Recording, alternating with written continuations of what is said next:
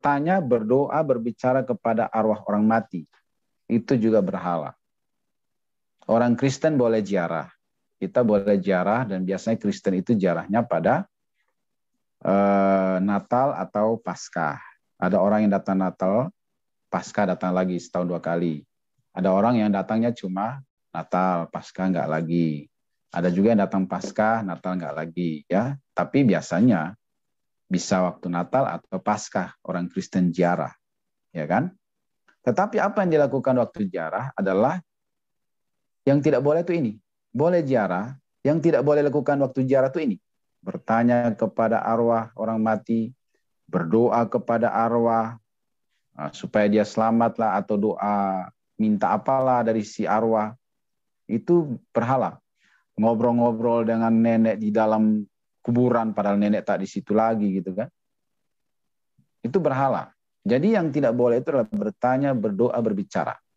Jadi ngapain Pak kita kalau ziarah? Bawa arit, bersihkan rumputnya boleh. Ya, kan itu keluarga kita kan, harus kita bersihkanlah kuburannya. Itu kan tempat peristirahatan menantikan hari penghakiman di akhir zaman kan. Jadi harus kita bersihkan. Boleh kita bawa arit. Ya, kami juga biasa ziarah setiap Desember atau Paskah. Apa yang kami bawa? Arit. Karena banyak rumput liar kita tebas. Boleh tabur bunga, kalau punya bunga atau sempat beli bunga, ditabur boleh. Nyalakan lilin boleh nggak Pak? Boleh, nyalakan lilin sebatang 2 batang, mengenang, nggak apa-apa. Yang tak boleh itu adalah ini, bertanya, berdoa, berbicara kepada orang mati, tak boleh. Karena apa? Karena orang mati itu, kalau dia waktu matinya sudah percaya Yesus, ya di sorga, nggak di situ lagi dia. Kalau waktu matinya dia belum sempat bertobat, ya di neraka. Cuma 2 itu, nggak ada di kuburan. Kalau dia masih ada, kalau kita percaya bahwa rohnya ada di kuburan itu, berarti belum mati lah. Kan kenapa dibilang meninggal? Karena rohnya meninggalkan tubuhnya, kan? Terpisah.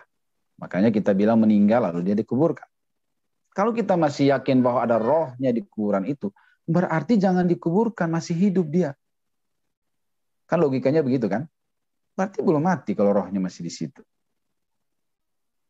Masih pergi ngomong-ngomong di situ, berarti yakin rohnya hidup, berarti jangan dikuburkan, masih hidup. Justru karena dia dikuburkan, karena udah meninggal. Meninggal itu artinya rohnya terpisah dari tubuhnya. Berarti dia nggak ada di situ lagi. Kalau sudah bertobat, percaya Yesus waktu hidup, berarti sekarang di sorga dia. Kalau belum sempat bertobat, berarti di neraka. Cuma 2 tempat itu, bukan di kuburan. Nah, gitu loh ya. Jadi orang Kristen tidak boleh berbicara, berdoa, bertanya, minta petunjuk kepada arwah-arwah orang mati. Ya, kemudian ada juga yang boleh nggak bawa makanan, Pak? Untuk kakek nenek kita yang di kuburan. Tak boleh. Itu termasuk praktek penyembahan berhala. Kenapa? Udah dibilang kan, rohnya nggak di situ. Siapa yang makan? Itu hanya menyenangkan setan-setan. Mereka menari-nari, orang Kristen percaya kita, katanya gitu kan. Udah tahu rohnya nggak di situ, pergi pula ke situ bawa makanan. Ketipu dia, kutipu kau, gitu kan. Senanglah si setan-setan itu. Iya kan?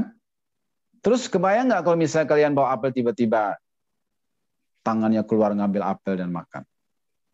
Larilah kalian pontang-panting kan? Ya?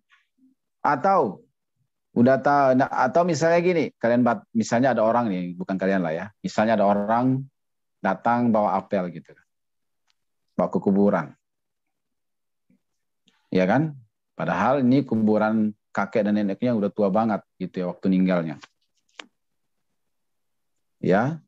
Lalu nanti kakeknya ngomong, "Cu, udah tahu kamu waktu kakek meninggal udah tak ada gigi, kau bawa pula apel itu, mana bisa kakek gigit?" Nah, kan penghinaan.